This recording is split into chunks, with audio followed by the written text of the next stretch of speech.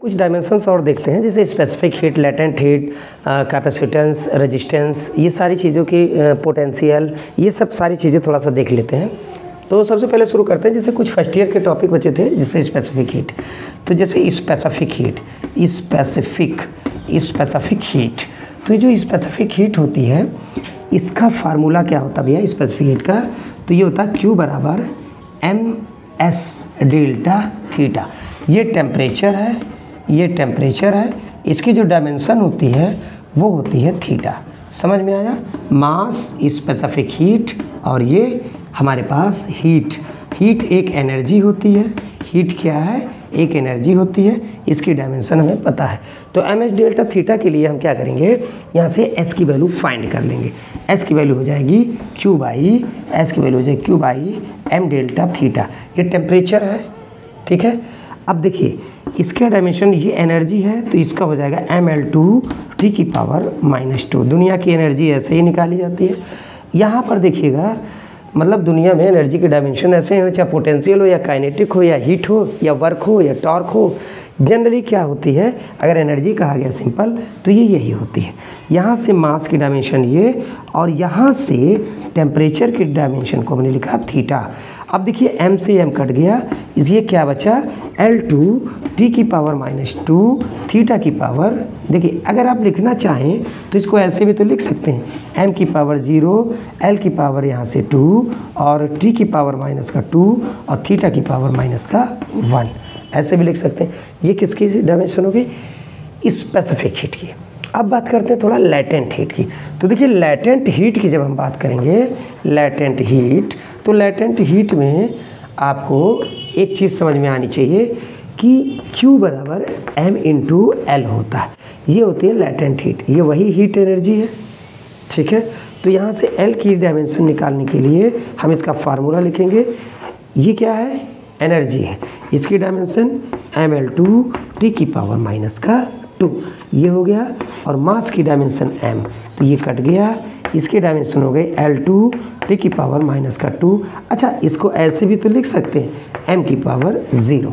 नहीं लिखेंगे तो इतना हो जाएगा, यहाँ पर ये माइनस है, नोट कर लीजिए। अगला बताते हैं।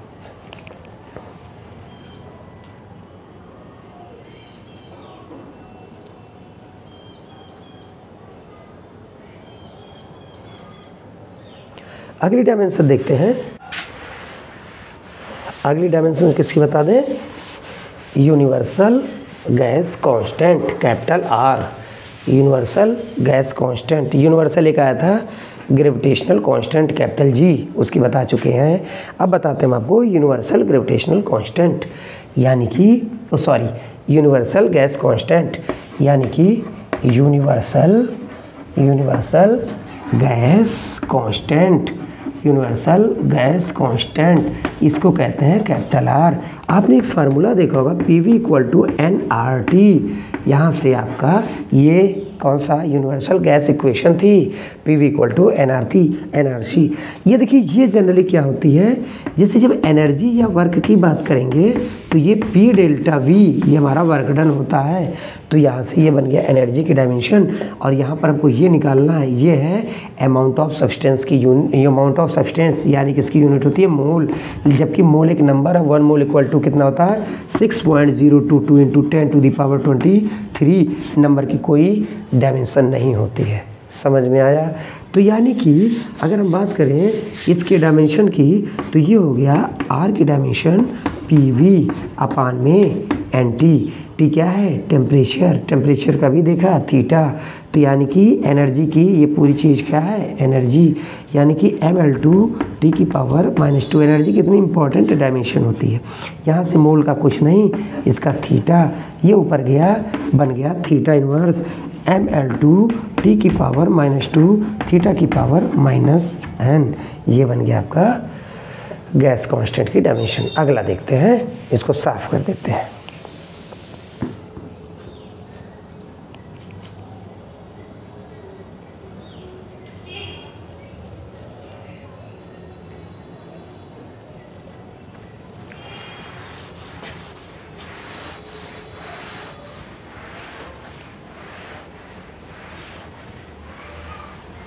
देखिए अब अगली डायमेंशन हम क्या देखते हैं, चार्ज। थोड़ा सेकेंड ईयर के चैप्टर में थोड़ा सा प्रवेश किया जाए। चार्ज, तो ये जो चार्ज होता है, चार्ज को हम Q से रिप्रेजेंट करते हैं। Q बराबर IT होती है, Q बराबर I इंटू में T होता है, Q बराबर NA भी होता है। तो I की डायमेंशन हो गई, ये चार्ज की डायमेंशन निकालने के लिए I की डायमेंशन एम्पियर से ऐसे शो किया जाता है, और टाइम की T, तो ये हो जाता है AT। ये हो गया चार्ज की डायमेंशन। बात करते हैं electric potential. Electric potential, electric potential, electric potential को हम V से रिप्रेजेंट करते हैं। W बराबर होता है Q इंटू में V, यानी कि V हो जाएगा W बाई Q। W एक वर्क है, यानी कि एनर्जी है। फिर आ गई एनर्जी ml T की पावर -2, और नीचे आ गया क्या है ये, क्या है ये, चार्ज। चार्ज की होती है AT, अभी निकाला। इम्प्लाइज दैट mLT, ये ऊपर गया -3, m की पावर 1, t की पावर l की पावर 2, t की पावर -3, a ऊपर गया a की पावर -1। ये बन गई डायमेंशन किसकी, इलेक्ट्रिक पोटेंशियल की। बात समझ में आ गई।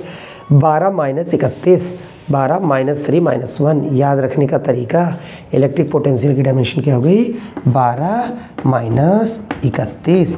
ऐसे आप कोड याद रख सकते हैं, और ये चीज़ तो सीरियल से रहेगी mLTA। बात समझ में आ गई भैया। ठीक, अगला देखते हैं, अगली डायमेंशन।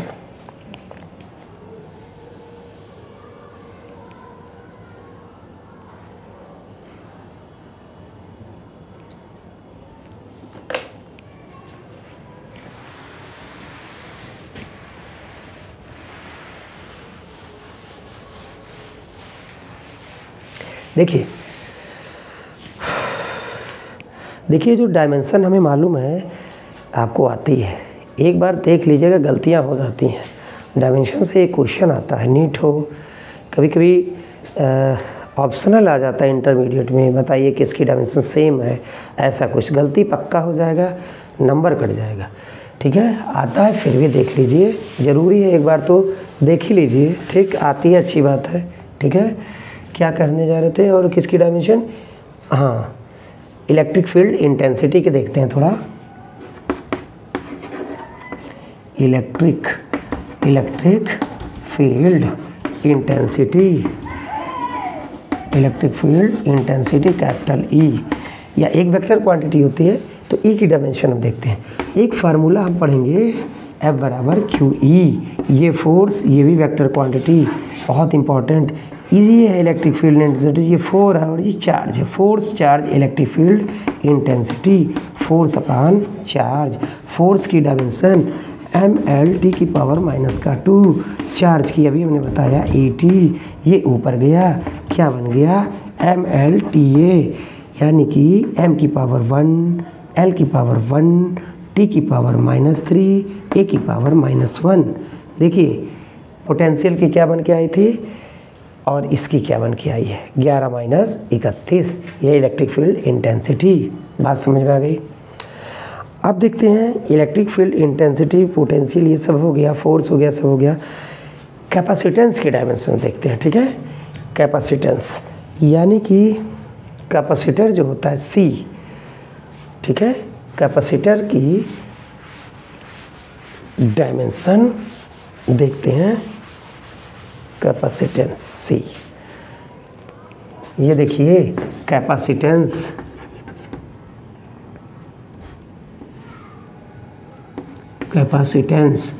कैपेसिटेंस की डायमेंशन हम लोग देखते हैं। ठीक है, एक सेकेंड,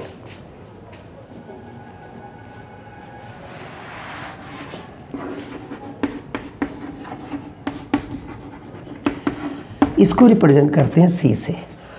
देखिए गलती होती है कैपेसिटेंस में, कैपेसिटेंस के C की डायमेंशन में गलती हो जाती है। ठीक है, एक फार्मूला होता है कैपेसिटर का, Q इक्वल टू, आपने स्मॉल में इसको पढ़ा होगा, ऐसे पढ़ा होगा, Q बराबर CV। ठीक है, तो यहाँ से C इक्वल टू क्या आ गया, Q बाई V। ठीक, अच्छा एक फार्मूला आपने पढ़ा होगा W इक्वल टू QV। ठीक है, और यहाँ से V का फार्मूला हो गया W/Q, यहाँ पर उठा कर रख दीजिए। ये क्या है? पोटेंशियल है। तो C = Q/W/Q, Q गया ऊपर, ये आ गया Q²/W। अच्छा, इसकी डायमेंशन Q की A² T², इसकी डायमेंशन हो गया A² T² अपान, यहाँ थोड़ा ऊपर लिख दें। देखिए C का फार्मूला आ गया Q²/W, Q का AT का होल स्क्वायर यानी कि A² T², और नीचे W का आ गया mL2 T⁻², ये ऊपर गया T की पावर बना 4, m⁻⁻1, L⁻⁻2, यहाँ से mLTA,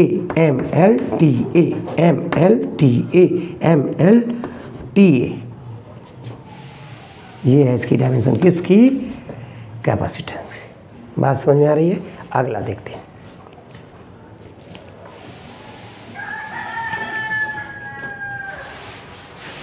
अब डायमेंशन देखते हैं रेजिस्टेंस की। इसकी डायमेंशन देखते हैं रेजिस्टेंस की। देखिए डायमेंशन देखते हैं रेजिस्टेंस की। अच्छा, रेजिस्टेंस को कैपिटल R से शो करते हैं, ठीक है। आपने ओम्स लॉ में V = IR में देखा होगा रेजिस्टेंस, या तो वहाँ से निकाल लीजिए या तो और कहाँ से निकालेंगे? सबसे सिंपल है भाई, V = IR बहुत जगह से निकलेगा, लेकिन यहाँ से बहुत आसान। ये ओम्स का नियम था जो आपने पढ़ा था, ठीक है। स्ट्रेट लाइन आता था V I के बीच का, जो ग्राफ बनाते थे, ठीक। तो यहाँ से ये है रेजिस्टेंस, तो रेजिस्टेंस = V/I। अच्छा, V को हम क्या लिख सकते हैं? V को क्या लिख सकते हैं? W/Q इंटू में I। देखिए W की डायमेंशन हो गई हमारे पास वर्क की यानी कि एनर्जी की, ये हो गई। Q की डायमेंशन A और T की डायमेंशन के I हो गई A, यहाँ से A² हो गया। अब देखिए mLTA, ठीक, m⁻1, L⁻2, T⁻−3, और A देखिए A² A⁻−2। देखिए साफ साफ लिखने में बस गलती मत करिएगा। ऐसा देखिए कुछ ऐसी डायमेंशन है, वीडियो बहुत लंबा नहीं करेंगे हम, आपको कल 2-4 डायमेंशन जो अच्छी होंगी बता देंगे। इसी तरह से निकाला जाता है। कहने का मतलब डायमेंशन का फार्मूला, अगर आपको डायमेंशन निकालना है तो फार्मूला या यूनिट में से कुछ पता हो, आप डायमेंशन लिख सकते हैं। बात समझ आई? मेन इसका एप्लीकेशन है, डायमेंशन के एप्लीकेशन, यूनिट में कन्वर्जन, किसी फार्मूले का डेराइवेशन, ये सब सारी चीज़ें हम लोग देखते हैं। कोई फार्मूला सही है कि गलत है, ठीक है, डायमेंशन की मदद से उसको चेक करना, ठीक। ये बहुत सारी चीज़ें हम कल मतलब कॉन्सेप्ट कल सीखेंगे। ये क्या होता है कि इसका एप्लीकेशन सीखेंगे, ठीक है, एप्लीकेशन डायमेंशंस के सीखेंगे। और उम्मीद है ये समझ में आ ही रहा होगा, ठीक। ऐसे रेगुलर वीडियो आपको मिलते रहेंगे, पूरा कॉन्टीन्यूअस पढ़ाया जाएगा, पूरा सिलेबस 10-10, 15-15 मिनट के 8-10 वीडियो, 10-10, 15-15 वीडियो कॉन्सेप्चुअल पढ़ा के हम ख़त्म कर देंगे इसको। पूरा फिजिक्स, इसी तरह केमिस्ट्री भी पढ़ाएंगे, ठीक है। बस आप लोग थोड़ा सब्सक्राइब करते रहिएगा, लाइक वाइक करके थोड़ा शेयर कर दीजिएगा, थोड़ा व्यूज़ बढ़ने चाहिए वो, ठीक है, थोड़ा व्यूज़ आ जाए। और इसके बाद फिर मिलते हैं नेक्स्ट वीडियो में कल। Thank you very much.